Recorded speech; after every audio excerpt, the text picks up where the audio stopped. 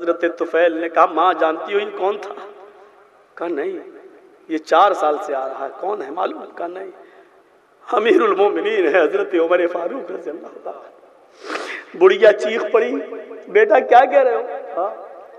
حضرت طفیل جا رہے ہو حضرت عمر فاروق کے دربار خلافت میں، کیا دیکھتے ہیں کہ وہ تہجد کی نماز پڑھ کے فارغ ہو کر اپنے دونوں ہاتھوں کو اٹھا کر دعا مانگ رہے ہیں، ربنا اصرف عنا عذاب جہنم ان عذابها کان غراما، اللہ ہم سے جہنم کا عذاب ہٹا لے، جہنم کا عذاب برداشت کرنے کی طاقت ہمارے اندر نہیں ہے، وہ بہت سخت۔ مولانا جرجس انصاری کے بیانات سننے کے لیے مولانا صاحب کے آفیشیل یوٹیوب چینل مولانا جرجس انصاری سپیچز کو سبسکرائب کریں۔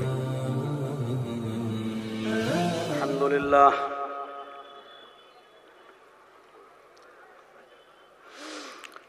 الحمدللہ نحمده ونستعینه ونستغفره ونعوذ باللہ من شرور انفسنا ومن سیئات اعمالنا،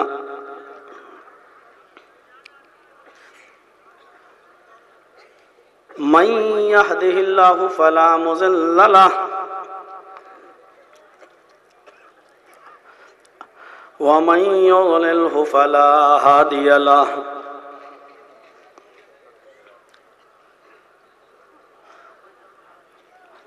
وأشهد أن لا إله إلا الله وحده لا شريك له،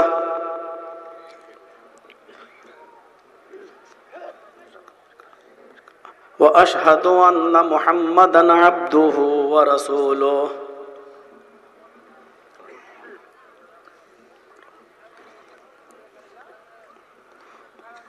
أما بعد فإن خير الحديث كتاب الله، وخير الهدي هدي محمد صلى الله عليه وسلم، وشر الأمور محدثاتها وكل محدثة بدعة وكل بدعة ضلالة وكل ضلالة في النار۔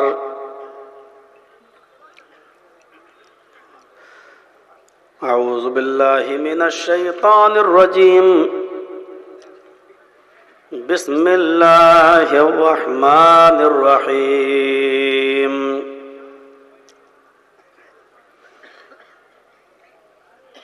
إنا أعطيناك الكوثر فصل لربك وانحر إن شانئك هو الأبتر۔ رب اشرح لي صدري ويسر لي أمري واحلل عقدة من لساني يفقهوا قولي۔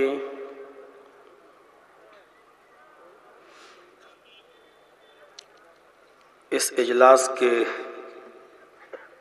روح رواں اور قائد، جنہوں نے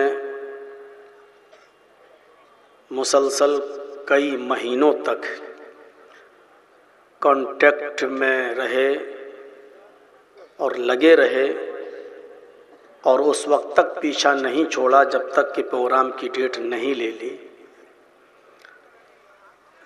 جناب مولانا محبوب صاحب،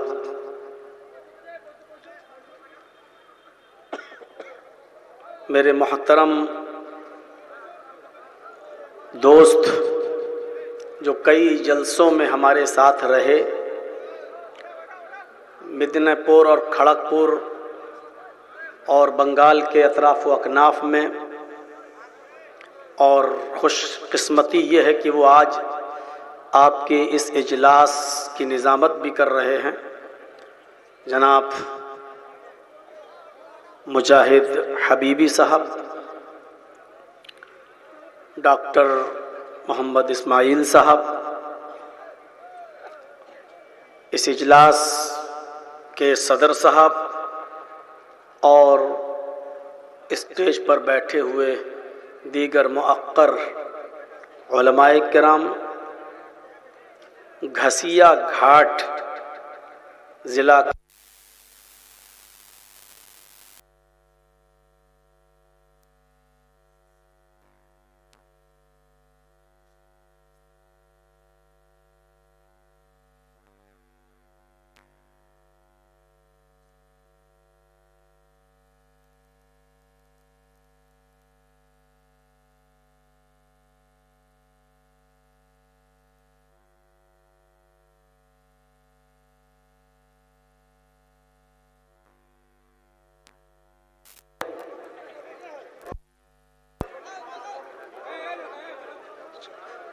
ٹھیک ٹھیک ٹھیک، بیٹھ جائیں گے دھیرے دھیرے.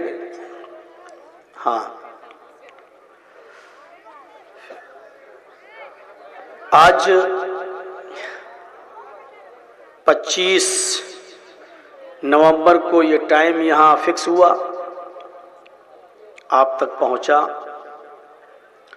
اللہ سے دعا ہے کہ الہ العالمین اس اجلاس کو کامیاب فرمائے، اور جس مقصد کے تحت یہ پروگرام رکھا گیا ہے اللہ رب العالمین آپ کو اس مقصد میں کامیابی عطا فرمائے. میں نے خطبہ مسنونہ کے بعد قرآن کی سب سے چھوٹی سورت آپ کے سامنے پڑھی ہے. اب ضرورت سے زیادہ ہو رہا ہے. دیکھیے بھائی، آپ بیٹھ جائیے، دوسروں کو تکلیف کیوں دے رہے ہیں؟ پیچھے جو لوگ کھڑے ہیں آپ بیٹھ جائیے.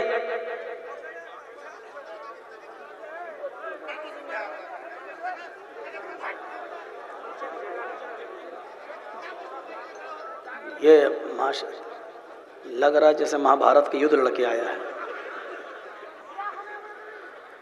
ارے اسے معلوم کرو کہیں گھر میں جھگڑا کر کے تو نہیں آیا بیوی سے، اس کا غصہ یہاں نکال رہا ہو.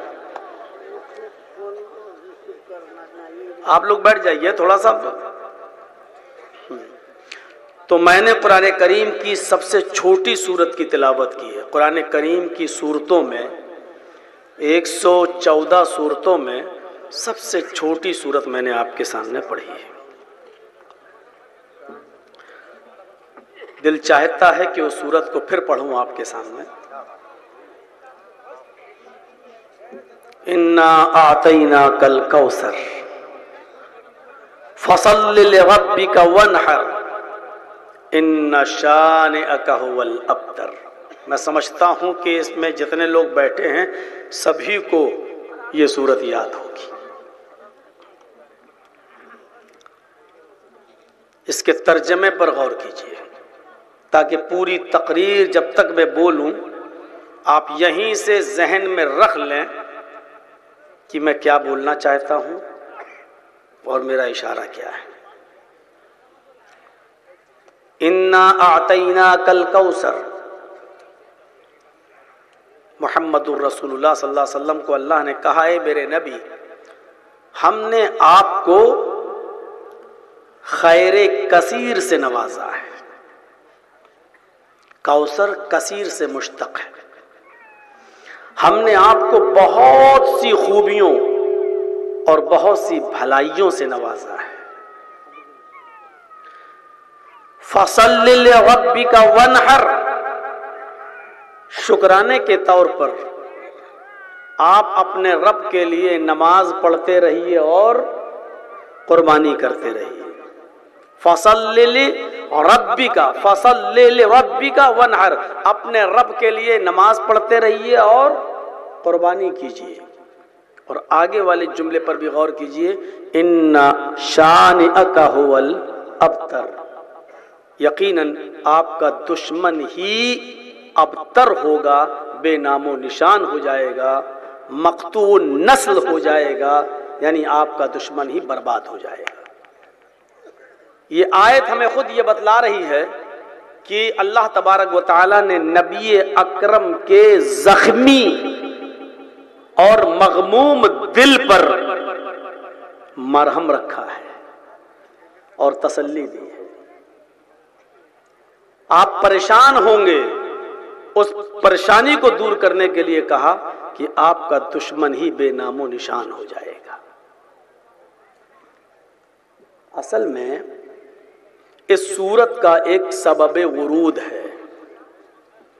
اللہ تعالیٰ نے اس سورت کو کیوں نازل کیا ہے اور کب نازل کیا ہے، اس کا بھی ایک پس منظر ہے، اس کو سمجھیے.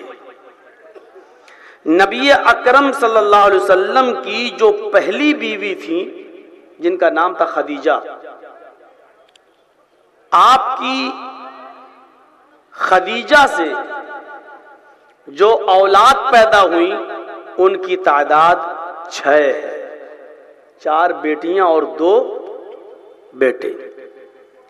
مقوقس ملک شام کے بادشاہ نے 2 لڑکیاں بطور تحفہ بحیثیت باندی لونڈی نبی اکرم کی خدمت میں پیش کی تھی.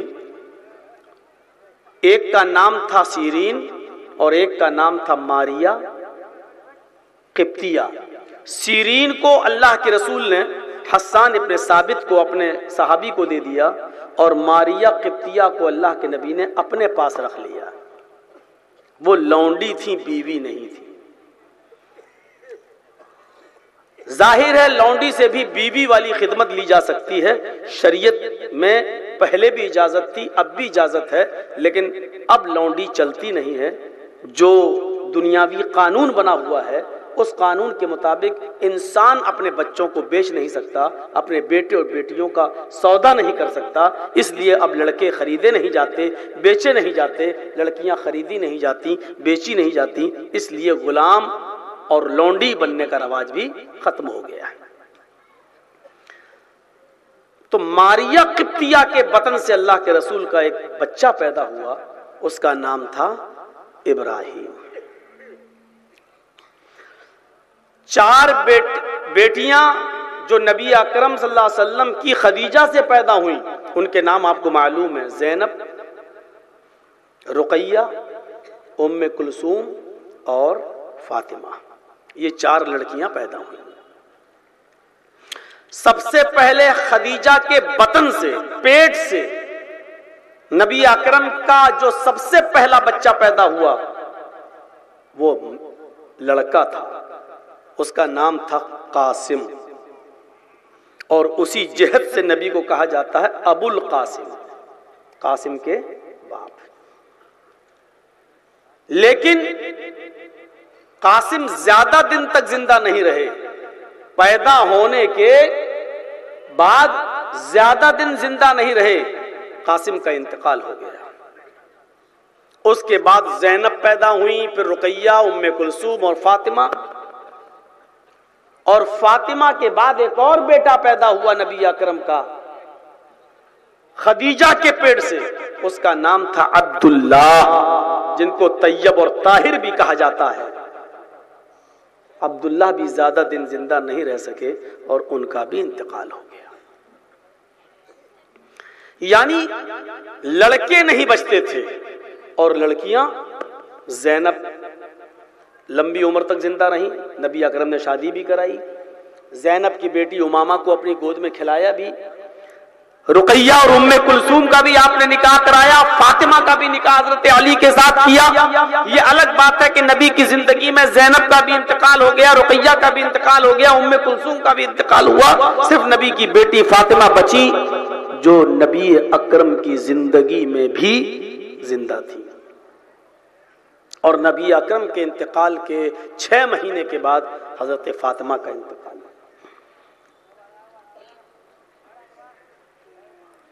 ماریا قبطیہ سے ایک بچہ جو نبی اکرم کا پیدا ہوا، اس کا نام تھا ابراہیم.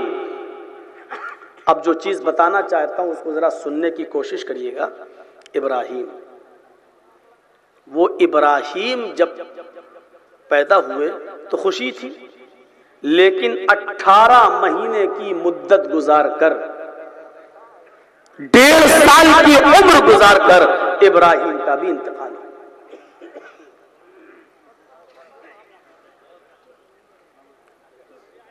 نبی اکرم صلی اللہ علیہ وسلم نے اپنے اس بیٹے کو ماریا قبطیہ کی گود سے لیا. اس نے نبی کی گود میں دم توڑ دیا.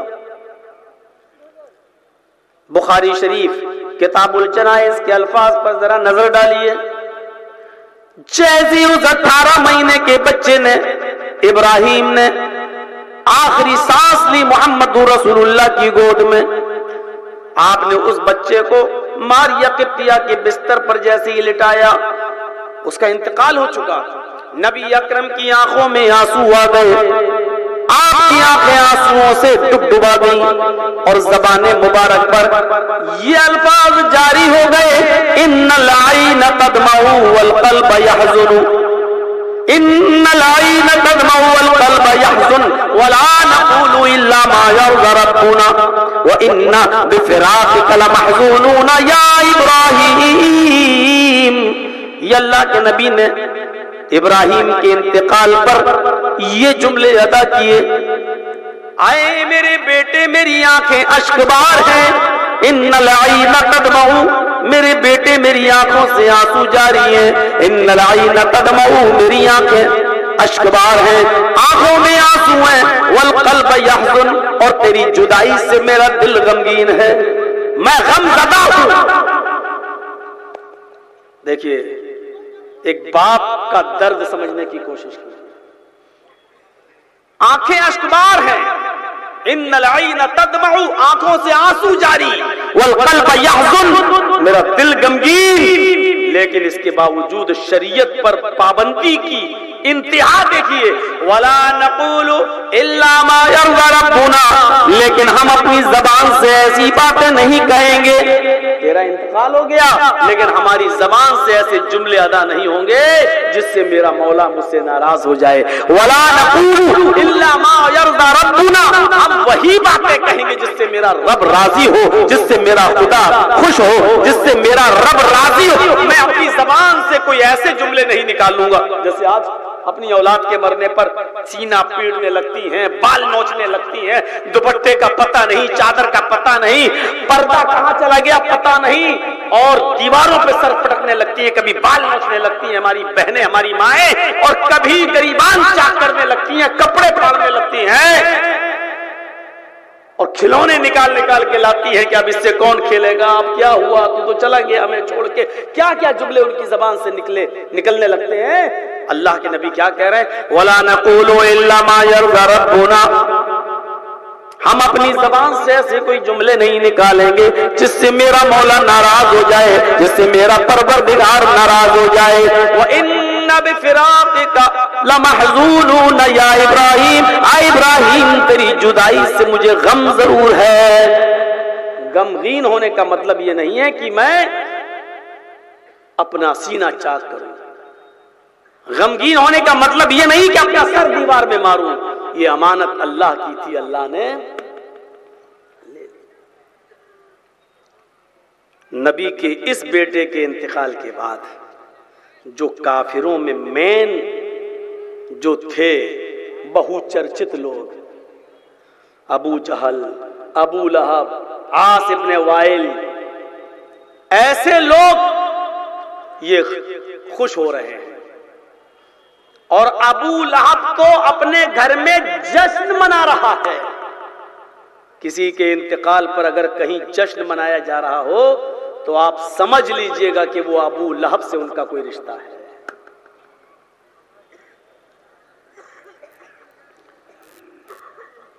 جشن ہو رہا ہے،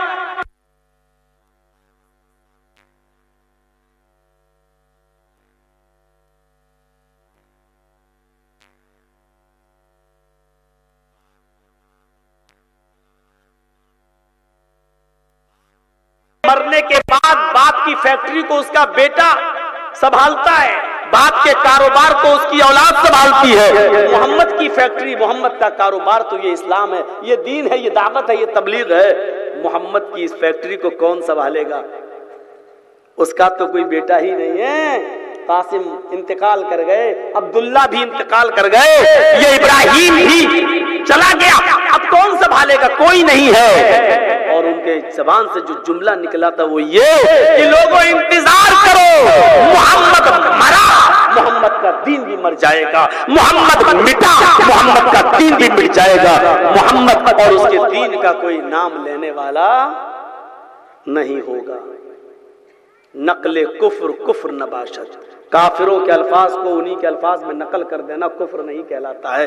یہ ابھی جو کہا ہے محمد مرا، اس کا دین بھی مر جائے گا، یہ ہم نے نہیں کافروں نے کہا ہے، ہم تو اس کے الفاظ نقل کر رہے ہیں۔ محمد کے مرنے کے بعد محمد کا دین بھی مٹ جائے گا، اس کی اولاد ہی نہیں رہی، کون زندہ رکھے گا اسلام کو؟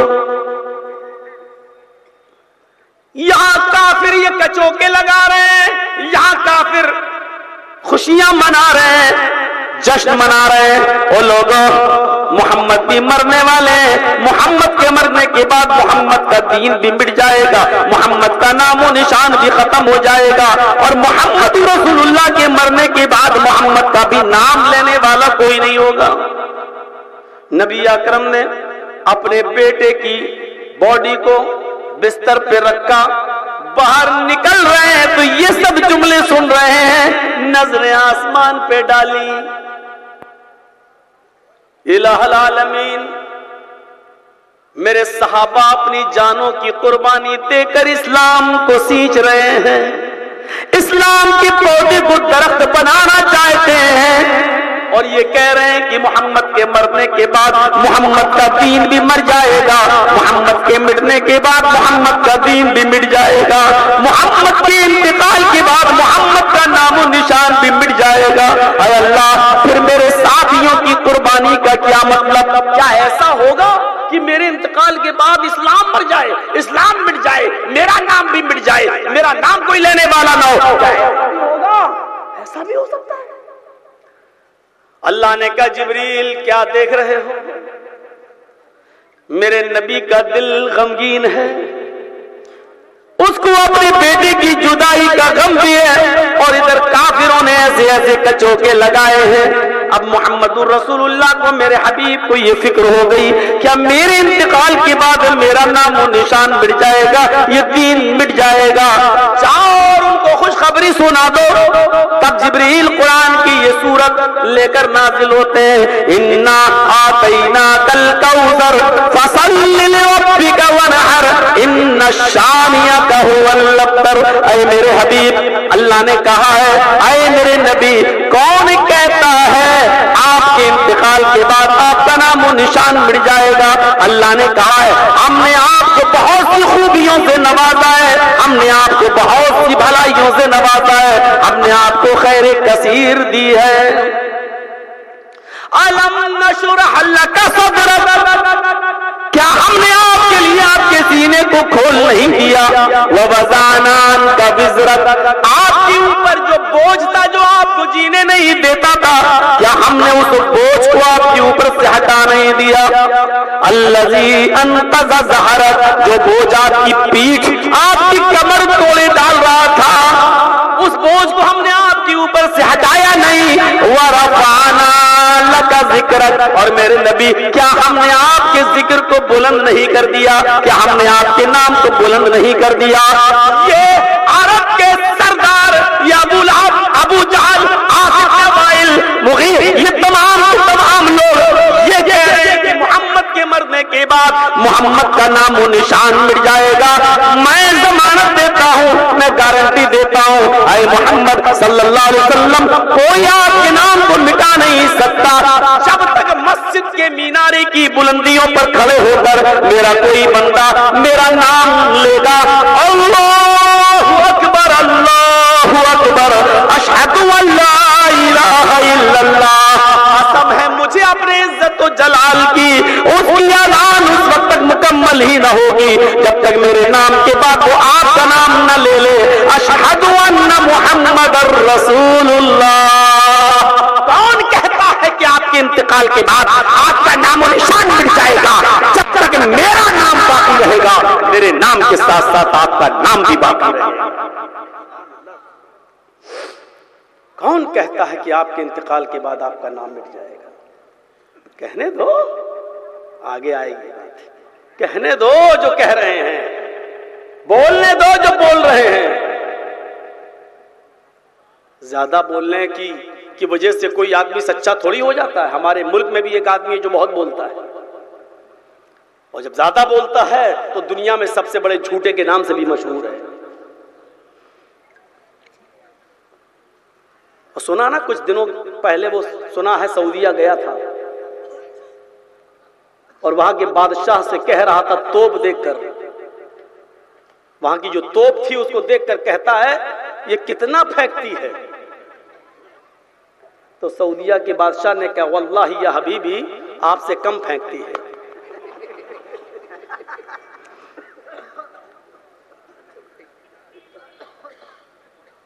تو ایسے ایسے جواب تو اس کو ودیشوں میں بھی ملے۔ اب کسی کی کھوپڑی ہی خراب ہو اور نہ سمجھ پائے تو اب اس میں کسی کا کیا قصور ہے؟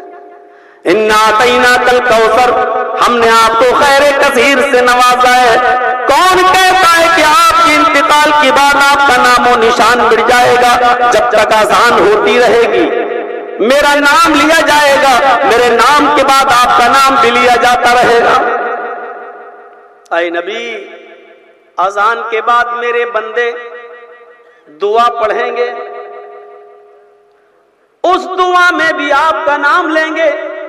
اللہم رب هذه الدعوة التامة والصلاة القائمة، جہاں میری حمد و ثنا بیان کریں گے وہاں وہ یہ بھی کہیں گے آت محمدا الوسیلہ والفضیلہ، وہ آپ کے لیے بھی فضیلت اور وسیلے کا سوال کریں گے، مقام محمودہ کی طلب کریں گے، مقام محمود کی دعا مانگیں گے۔ اے میرے نبی، میرا جو بندہ نماز پڑھنے کے لیے مسجد میں جائے گا، وضو بنائے گا تو کہے گا بسم اللہ، وہ میرا نام لے گا۔ اگر وضو بناتے وقت میرا نام لے گا تو وضو کو مکمل کرنے کے بعد وضو کی بعد کی دعا میں آپ کا نام لے گا، اشہد ان محمدا عبدہ ورسولہ، وہ آپ کا نام لے گا، یعنی وضو کے بعد آپ کو یاد کیا جائے گا، اذان کے بعد آپ کو یاد کیا جائے گا، اذان میں آپ کو یاد کیا جائے گا، پھر وہ مسجد میں جائے گا، نماز ادا کرے گا، اللہ اکبر کہہ کر جا وہ میری کبریائی بڑائی بیان کرے گا، الحمدللہ رب العالمین کہہ کر جا میری حمد و ثنا بیان کرے گا، الرحمن الرحیم کہہ کر جہاں وہ میری بزرگی بیان کرے گا، مالک یوم الدین کہہ کر جہاں وہ اپنی غلامی اور میرے مالک کے حقیقی ہونے کا اعلان کرے گا۔ قسم ہے مجھے اپنے عزت و جلال کی، نماز ختم کرنے سے پہلے وہ آپ کے اوپر درود پڑھنا نہیں بھولے گا، وہ آپ کے بارے میں بھی کہے گا، کیا کہے گا؟ اللہم صلی علی محمد وعلی آل محمد، وہ آپ کا نام بھی لے گا، سلامتی ہو رحمتیں ہوں اللہ کی، جب تک وہ آپ پر درود نہیں بھیج دے گا تب تک اس کی نماز مکمل ہی نہیں ہوگی، یعنی جب تک نماز پڑھی جاتی رہے گی، نماز باقی رہے گی، آپ کا نام بھی باقی رہے گا۔ اس نبی کو ہم بھولے ہیں۔ بھولنے کا مطلب کیا ہے؟ اس کی احادیثوں پر عمل نہ کرنا، اس کی سنتوں پر نہ چلنا، اس کے بتائے ہوئے راستے پہ نہ چلنا۔ یاد ایک مثال سے سمجھانے کی کوشش کرتا ہوں۔ دنیا میں انسان کو دو موقعوں پر پہچانا جاتا ہے۔ جیسے میرا کوئی دوست ہے جو بچپن سے میرے ساتھ کھیلا ہے، اچانک اس کو کوئی بہت بڑا عہدہ مل گیا، بہت بڑی پوسٹ مل گئی، وہ منسٹر بن گیا، کیبنٹ منتری بن گیا، تو اب پہچانا جائے گا کہ دیکھیں اب یہ مجھے یاد رکھتا ہے کہ نہیں، بچپن میں میرے ساتھ پتنگ اڑاتا تھا، میرے ساتھ کھیلتا تھا۔ آج دیکھیں بہت سے لوگ جب کسی بڑی پوسٹ پہ پہنچ جاتے ہیں تو اپنوں کو بھول جاتے ہیں، پہچانا کہیں دیکھا تھا۔ یہ موقع ہوتا ہے کسی کو پہچاننے کا، اور ایک موقع وہ ہوتا ہے جب انسان کے اوپر کوئی بہت بڑی مصیبت یا پریشانی آئے تو اس وقت پہچانا جاتا ہے کہ میرے دکھ کی گھڑی میں کون میرے ساتھ ہے اور کون مجھے پہچان رہا ہے۔ اور اس بات کو میں بخوبی جانتا ہوں کیونکہ میرے اوپر بھی دکھ کے پہاڑ ٹوٹے ہیں۔ 5 مہینہ میں بھی جیل کی سلاخوں میں رہا ہوں۔ اس موقع پر میں نے پہچانا تھا کہ کون میرا ہے اور کون میرا نہیں ہے، کون مجھے کی محبت کرتا ہے اور کون مصیبتوں میں ساتھ آتا ہے۔ بہت قریب سے میں نے منافقوں کو پہچانا ہے، بہت قریب سے میں نے دو منہ والے سانپوں کو دیکھا، اور جیل سے نکلتے ہی سب سے پہلے فون وہی کر رہے ہیں جو ایک دن ملنے نہیں آئے۔ مولانا صاحب ٹھیک ہیں، کیسے ہیں؟ اب ان کو پروگرام کی ڈیٹ چاہیے تھی۔ کیسے ہیں؟ میں نے بہت دعا کی آپ کے لیے، مسجد میں دعا کرائی آپ کے لیے۔ میں نے کہا جزاکم اللہ، بہت قریب سے دیکھا ہے۔ یا تو کسی کو پہچاننا ہو تو اس کی خوشی میں پہچانو، یا کسی کو پہچاننا ہے تو اپنے دکھ میں پہچانو۔ یا نہیں کرتا ہے، اور ذرا اپنے نبی پر نظر ڈالو۔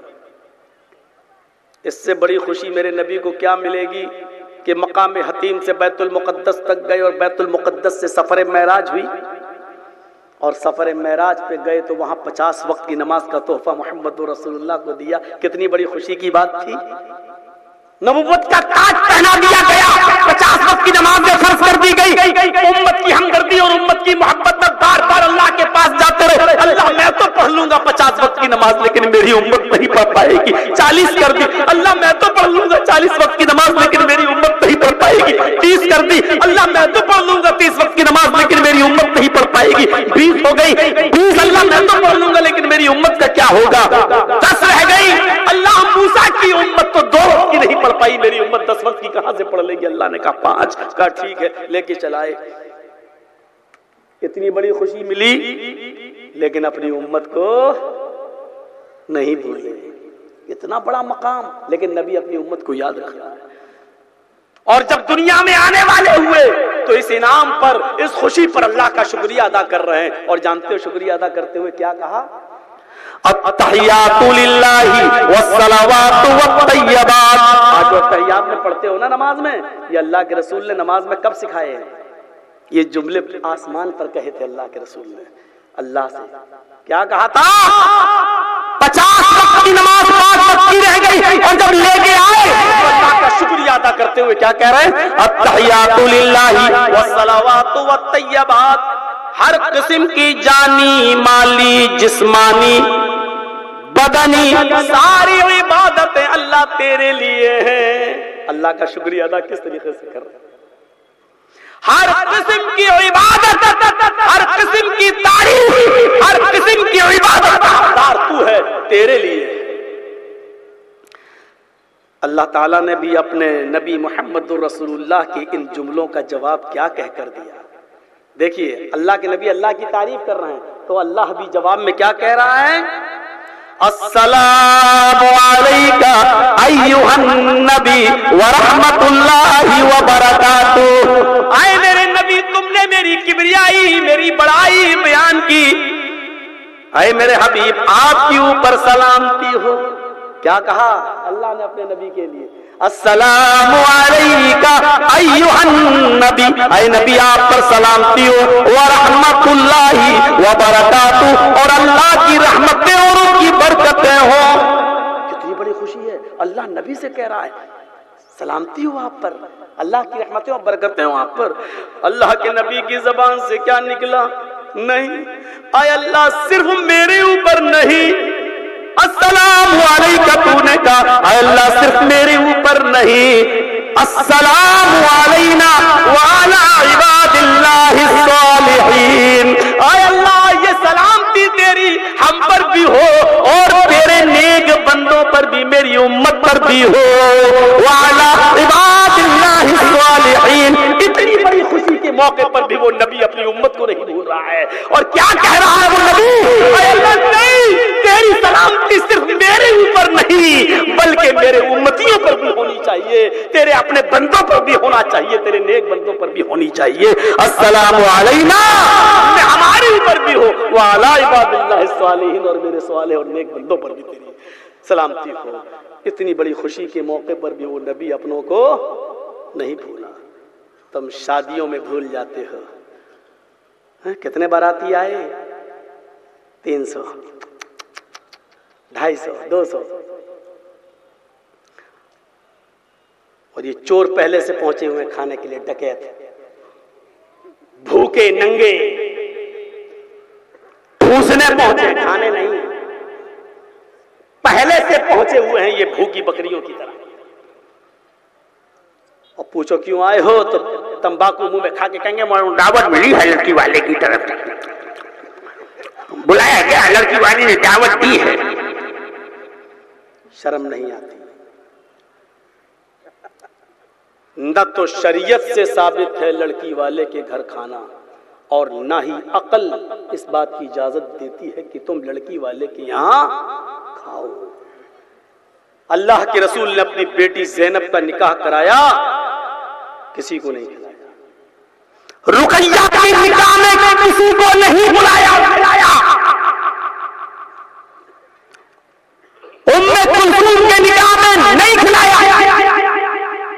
فاطمہ کے نکاح میں بھی نہیں کھلایا، اور خود نبی نے جتنی عورتوں سے شادی کی ہے ان عورتوں کے ماں باپ نے بھی کبھی کسی کو نہیں کھلایا۔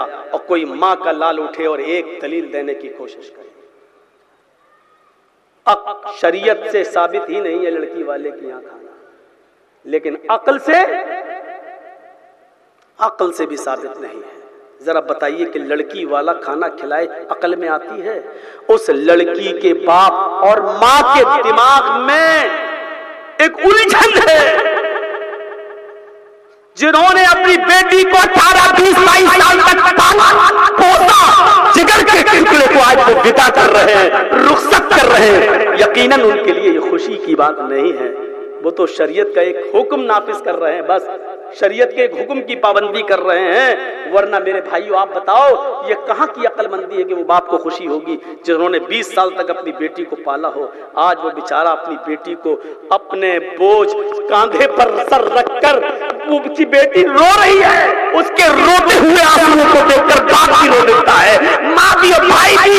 ذرا غور کرو، جہاں باپ کے آنسو ٹپک رہے ہیں، جہاں ماں کے آنسو ٹپک رہے ہیں، جہاں بھائی نمدودہ نگاہوں سے اپنی بہن کو رخصت کر رہا ہے، اور یہ بکریاں اور بھیڑیے بن کر اس لڑکی کے باپ کے اوپر بوجھ بن کر اس کی یہاں لقمہ کھا رہے ہیں، کھانا کھا رہے ہیں، تیرا ضمیر اتنا مر گیا ہے کہ تو لڑکی والوں پہ آج ٹھوسنے پہنچ گیا۔ عقل بھی اس بات کو گوارا نہیں کرتی ہے کہ جو بیچارہ اپنی بیٹی کو اپنے مغموم دل سے رخصت کر رہا ہے، اور اس وقت بھی وہ کھلا اس لیے رہا ہے کہ اگر ان 200 باراتیوں کو اچھا کھانا نہیں ملا تو اللہ کی قسم میری بیٹی زندگی بھر تانے سنتی رہے گی۔ اور اتنا ہی نہیں، اس باپ کے دل میں ایک اور خیال ہے، اس بیٹی کی ماں کے دل میں ایک اور خیال ہے، میری بیٹی آج جس گھر میں جا رہی ہے، میری بیٹی آج جس گھر میں جا رہی ہے، پتہ نہیں اس گھر میں اپنے آپ کو ایڈجسٹ کر پائے گی یا نہیں۔ سن رہے ہیں؟ پتہ نہیں اس ماحول میں رہ پائے گی یا نہیں رہ پائے گی۔ ارے میری بیٹی جب گھر میں کوئی غلطی کرتی تھی تو اس کی ماں اپنی بیٹی کی غلطی کو معاف کر دیا کرتی تھی، اس کو نظر انداز کر دیا کرتی تھی۔ پتہ نہیں میری بیٹی سسرال میں جا رہی ہے، اگر کوئی غلطی کرے گی تو اس کی ساس اس غلطی کو نظر انداز کرے گی یا نہیں کرے گی۔ یہاں میرے بیٹی کی بہنیں اپنی بہن کی غلطی نظر انداز کر دیتی تھی، میری بیٹی سسرال میں جا رہی ہے، اس کی کسی چھوٹی موٹی غلطی کو اس کی نند نظر انداز کرے گی یا نہیں کرے گی۔ وہ باپ بیچارہ یہ سوچ میں پڑا ہے کہ میری بیٹی میرے گھر کے ماحول سے نکل کر دوسرے گھر میں جا رہی ہے، وہاں اپنے آپ کو ایڈجسٹ کر پائے گی یا نہیں کر پائے گی۔ ہزاروں خیالات باپ کے دل میں آ رہے ہیں، لیکن ان بھوکے اور ننگے لوگوں کو ادھر بھی رحم نہیں آ رہا ہے، ادھر بھی مرغا اور بکرا ٹھوسنے میں لگے ہوئے ہیں۔ بات تو مولانا صاحب آپ صحیح کہہ رہے ہیں، لیکن بڑے بڑے مولانا لڑکی والوں کے یہاں کھانے جاتے ہیں تو ارے تو مولویوں کے کھانے سے کیا کوئی شریعت بدل جائے گی کیا؟ مولوی کہیں چلا جائے تو کیا وہ دین ہو گیا؟ مولوی جو کر رہا ہے وہ مت دیکھو، مولوی جو قرآن و حدیث کی روشنی میں بول رہا ہے وہ دیکھو، مولوی جو کر رہا ہے وہ شریعت نہیں، مولوی جو قرآن و حدیث سنا رہا ہے وہ شریعت۔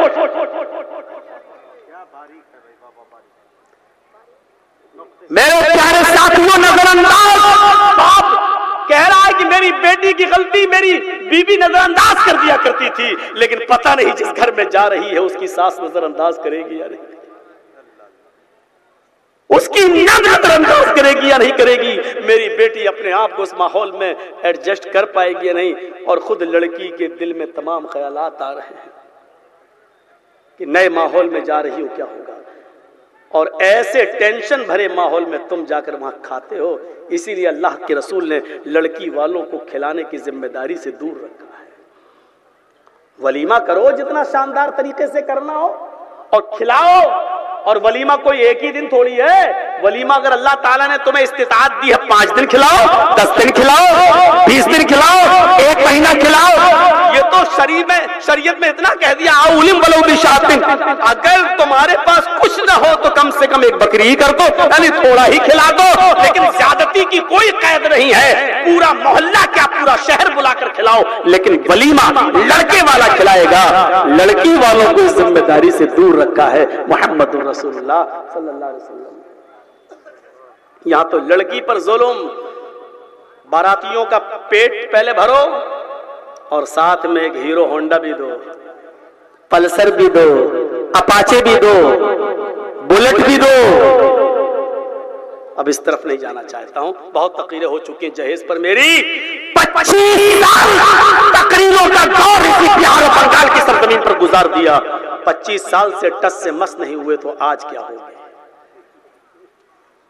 آج کیا ہو گیا؟ میں جانتا ہوں کہ نہیں بدلی جائے گی یہ فضا، لیکن بولا تو جائے گا، شاید کہ اتر جائے تیرے دل میں میری بات۔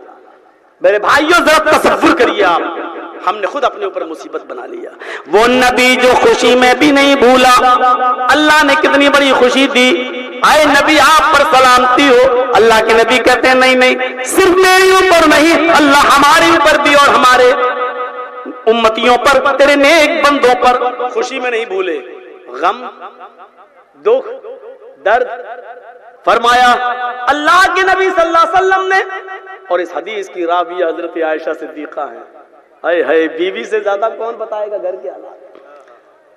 کہہ رہی ہے کہ اللہ کے نبی صلی اللہ علیہ وسلم کے پاس ایک فرشتہ آیا اور کہنے لگا اے محمد صلی اللہ علیہ وسلم، اللہ نے حکم دیا ہے اور کہا ہے کہ آپ نے میرے نبی سے کہہ دو دنیا میں ایک دعا تمہاری ایسی ہے جو ضرور سنوں گا، مانگو کیا مانگتے ہو، ایک چیز ہر حال میں قبول کروں گا، تمہاری ایک دعا۔ اللہ نے یہ دعا سب کو دی ہے، جتنے نبی دنیا میں آئے اللہ نے کہا ایک دعا ہم تمہاری ضرور سنیں گے، ساری سنیں نہ سنیں لیکن ایک ضرور سنیں گے۔ بولو، سارے نبیوں نے جلدی کی، دنیا ہی میں مانگ لیا، مجھے یہ دے، مجھے یہ دے، اللہ نے دے دیا۔ وہ ایک دعا سن لی، اللہ نے دے دیا۔ نبی کے پاس فرشتہ آیا، آپ کیا مانگتے ہیں؟ اللہ کے نبی کہتے ہیں فَتَبَعْتُ دعوتی، میں نے اپنی دعا کو چھپا لیا۔ سن رہے ہیں؟ میں نے اپنی دعا کو چھپا لیا۔ حضرت عائشہ کہتی ہے میں نے کہا اللہ کے رسول 2 مہینے گھر میں چولہا نہیں جلتا، آج اللہ تعالیٰ سے سونا مانگ لو، چاندی مانگ لو، آج اللہ تعالیٰ سے رزق کے انبار مانگ لو، کم سے کم دنیاوی زندگی تو عیش و آرام سے گزر جائے گی۔ فرمایا نہیں عائشہ، میں تو چاہتا ہوں دنیا میں جب تک زندہ رہوں مسکین بن کر رہوں، جب میں اس دنیا سے اٹھوں تو حالت مسکینی میں اٹھوں، اور جب قیامت کے دن مجھے اٹھایا جائے تو میرا حشر مسکینوں میں کیا جائے۔ میں نہیں چاہتا ہوں کہ میرے پاس دولت کے انبار ہوں۔ میں نے وہ دعا چھپا لی، میں نہیں مانگوں گا۔ اللہ کے نبی صلی اللہ علیہ وسلم نے پھر اس کا ذکر منبر کے اوپر کھڑے ہو کے کیا کہ آئے میرے امت کے لوگوں صحابیوں، اللہ تعالیٰ نے مجھے ایک اختیاری دعا دی اور کہا کہ اختیار ہے مانگو، میں دوں گا تمہیں، لیکن میں آج نہیں مانگوں گا۔ میں نے اس دعا کو چھپا لیا۔ ایک دن حضرت عائشہ نے آخری ایام میں کہا تھا اے اللہ کے نبی ایک دعا آپ نے چھپائی ہے۔ آپ نے کہا ہاں، کہا کہ اس دعا کو آپ کب مانگیں گے؟ فرمایا یوم القیامہ، اللہ تعالیٰ کے سامنے قیامت کے دن مانگوں گا۔ کہا کہ کیا مانگیں گے؟ دنیا میں اختیار دے رہا اللہ۔ کہا عائشہ تم نہیں جانتی ہو کہ میرا رب کتنا مہربان ہے۔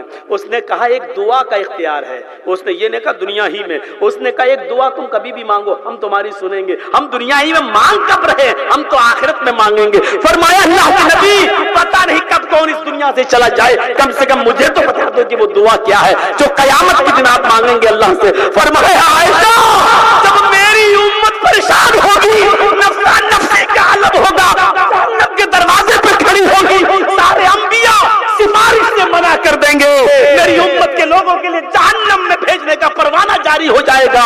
اس وقت میں سجدے میں بھی جاؤں گا، کہوں گا اللہ اللہ ایک دعا میری باقی ہے جس کا اختیار ہے مجھے، تو نے کہا تھا مانگو، میں نے نہیں مانگی۔ اللہم اشف امتی، اللہ وہ میری دعا ہی ہے کہ آج میری امت کو بخش دے، اللہ میری امت کو بخش دے، اللہ میری امت کو بخش دے۔ میرے بھائیو یہ نبی کا وہ حال ہے جو دکھ اور غم میں بھی اپنی امت کو بھول نہیں رہا ہے۔ سچا ہمدرد وہ ہوتا ہے جو خوشیوں खुशियों में भी तुम्हें याद रखे, और सच्चा दोस्त वो होता है जो दुख की घड़ी में भी तुमको नहीं भूले, और दुख की घड़ी में अगर कोई नहीं भूल रहा है तो वो है जनाब मोहम्मद रसूलुल्लाह सल्लल्लाहु अलैहि वसल्लम। आज उस नबी की सुन्नतों के साथ हमने मजाक किया है। आज शादियों में मजाक, नमाजों में मजाक, रोजों में मजाक। और देख लो आज हमारा बेटा अगर 8 साल की उम्र में पहला रोजा रख ले तो देखो कैसा मजाक उड़ता है यूट्यूब पर, कैसे फोटो उसके खींचे जाते हैं, कैसे उसके गले में हार डालकर नुमाइश की जाती है कि देखो आज मेरे बेटे ने पहला रोजा रखा है। अरे अल्लाह के बंदो, ये तो अल्लाह के रसूल ने पहले ही कहा था कि जब तुम्हारा बच्चा 7 साल का हो जाए तो नमाज का हुक्म दो, और 10 साल का हो जाए नमाज ना पढ़े तो मारो। नुमाइश करते हो उसकी। यहीं से उस बच्चे के दिल के अंदर ये पैदा होता है और तकब्बुर आता है और फिर दिखावे का शौक पैदा होता है। ये क्या है? कुर्बानी का बकरा ला रहे हैं तो उसका फोटो शेयर कर रहे हैं, देखो लाए, अब कमेंट हो रहा है कितने का लाए, 20,000 का। अब हमारा विरोधी का अच्छा तो 20 का लाओ, मैं 25 का लाऊं। अब दिखावा चल रहा है। रोजा इफ्तार करा रहे हैं तो उसका फोटो खींच के शेयर कर रहे हैं, देखो हमने आज 50 लोगों को रोजा इफ्तार कराया। क्यों अपनी इबादतों को बेकार कर रहे हैं? खुलूस कहां चला गया? वो हजरत उमर फारूक जो रात की तारीकी में बूढ़ी औरत की खिदमत करते थे, जंगल में जाया करते थे, जंगल में, और देखा हजरत तुफैल दौसी ने पीछा करना शुरू कर दिया। रात में कहां जाते हैं? पता चला कि एक झोपड़ी में घुस गए जंगल में। काफी देर के बाद निकले, पीछा कर रहे, देखे कहां जा रहे हैं? दरबार खिलाफत में हजरत तुफैल दौसी झोपड़ी में। यहां क्या कर रहे थे उमर? देखें क्या देखते, एक जगह चिराग जल रहा है, बूढ़ी औरत बैठी है, आंखों से अंधी है, मुंह में दांत नहीं है, पैरों से लंगड़ी, हाथों से कोड़ी है। पूछा माँ ये कौन था जो आया था तुम्हारे पास? कहा पता नहीं बेटा, ये तो रोज आता है हमारे पास, ये तो रोज आता है हमारे पास। इसी रात में? हाँ बेटा इसी रात में आता है। कौन था? कहा मुझे नहीं मालूम बेटा, ये तो 4 साल से आके मेरी खिदमत करता है। क्या करता है माँ ये? कहा बेटा ये आता है, मैं उठ नहीं पाती हूँ, इसी चटाई पर पेशाब और लैट्रिन कर देती हूँ। ये आता है तो सबसे पहले मेरी चटाई से मेरी गंदगी को साफ करता है, ये आता है मेरे कपड़े धुलता है, ये आता है खाना बनाता है, ये आता है मुझे अपने हाथ से खिलाता है, और उसके बाद यहाँ से जाता है मेरे कपड़े अपने धुलने के बाद। हजरत तुफैल ने कहा माँ जानती हो ये कौन था? कहा नहीं, ये 4 साल से आ रहा है। कौन है मालूम? कहा नहीं, अमीरुल मोमिनीन है हजरत उमर फारूक रज़ियल्लाहु ताला। बुढ़िया चीख पड़ी, बेटा क्या कह रहे हो? हजरत तुफैल जा रहे हो हजरत उमर फारूक के दरबार खिलाफत में, क्या देखते हैं कि वो तहज्जुद की नमाज पढ़ के फारिग होकर अपने दोनों हाथों को उठाकर दुआ मांग रहे हैं, रब्बना सिर्फ अन्नाज़ाब जहन्नम इन्नाज़ाबहा काना गरामा। अल्लाह हमसे जहन्नम का अज़ाब हटा ले, जहन्नम का अज़ाब बर्दाश्त करने की ताकत हमारे अंदर नहीं है, वो बहुत सख्त है। हजरत तुफैल ने पीछे से कहा अमीरुल मोमिनीन, रात में बूढ़ी औरत का पेशाब पायखाना साफ करने वाला, बूढ़ी औरत के कपड़े धुलने वाला, बूढ़ी औरत को अपने हाथ से खिलाने पिलाने वाला, बूढ़ी औरत के पैर दबाने वाला, बूढ़ी औरत को खिदमत करने वाला, अगर ये शख्स जहन्नम में चला गया तो फिर जन्नत में कौन जाएगा? और जन्नत में जाने की तवक्को किससे रखी जाए? पीछे मुड़ते हैं, देखते हैं कि तुफैल दौसी को पता चल गया, नजरें आसमान पे गई और कहा अल्लाह मैं ये नेकी तेरे लिए कर रहा था, तुझे खुश करने के लिए कर रहा था, आज मेरी नेकी जाहिर हो गई। अल्लाह इसमें मेरा कोई कसूर नहीं, तुफैल ने चुपके से मुझे ये नेकी करते हुए देख लिया। ऐ अल्लाह मेरे इस अमल को रिया और नमूद में मत लिख देना, ईमानदारी के साथ बताइए। हजरत उमर अफसोस कर रहे हैं, आज मेरी ये नेकी आज तुफैल को पता चल गई, अल्लाह मैंने जानबूझकर नहीं दिखाई। ऐ व्हाट्सएप पर इफ्तार के नेमतों को शेयर करने वालों, कुर्बानी के बकरों की पोस्ट डालने वालों, गोश्त बांटते हुए गरीबों में उसकी पोस्ट शेयर करने वालों, जरा तसव्वुर करो कि हमारी इबादतों का हाल क्या है। हर चीज में नुमाइश, हर चीज में दिखावा, हर चीज के अंदर दिखावा। हम क्या करेंगे? नेकियां किसी को कुछ देते भी हो तो उसका भी फोटो डाल देते हो, लॉक डाउन के अंदर अगर किसी घर पे अनाज और गल्ला पहुंचाने गए हो तो उसका भी फोटो लेके तुमने डाला है। वो बेचारा नहीं चाहता कि हमारी शक्ल दूसरों के सामने आए, लेकिन इन बेगैरतों ने उसको मदद तो की, लेकिन उसको नंगा कर दिया कि उसके घर में खाने पीने के लिए कुछ नहीं। तुम समझते हो ये नेकी का काम है? नेकी का काम तो वो था कि हजरत उमर फारूक रात की तारीकी में जा रहे हैं और एक बूढ़ा मजूसी, मुसलमान भी नहीं था, एक बूढ़ा आदमी वही बैठा रो रहा है बाहर। बूढ़ा नहीं, एक आदमी था, वो बाहर बैठ के रो रहा है। हजरत उमर उसके पास बैठ गए। क्या हुआ? उसने देख के कहा, अरे जा यार, तू और मेरा दिमाग खराब करने आ गया। अरे जा यार, मैं परेशान हूं, तू और परेशान करने आ गया। कैसे रहते थे कि पता नहीं चलता था कि ये अमीरुल मोमिनीन है। क्या हुलिया होता होगा। यहां तो सूट बूट से पहचान लिए जाते हैं कि ये कौन है। उसने कहा, जाओ यार, अरे बताओ ना क्या परेशानी है, हम तुम्हारी कुछ मदद कर सकते हैं। अरे तुम क्या मेरी मदद करोगे, जाओ यार यहां से। हजरत उमर वहीं बैठ गए। ठीक है, कुछ बताओ, शायद हम तुम्हारी कुछ हेल्प कर सकें, और नहीं कर सकें तो मुझे अपना भाई समझकर अपना दुख हल्का कर लो। एक दूसरे को परेशानियां बताने से कुछ बोझ हल्का हो जाता है। उसने सोचा, हाँ यार बात तो सही है। कहने लगा, सुनो यार, अब सुनो।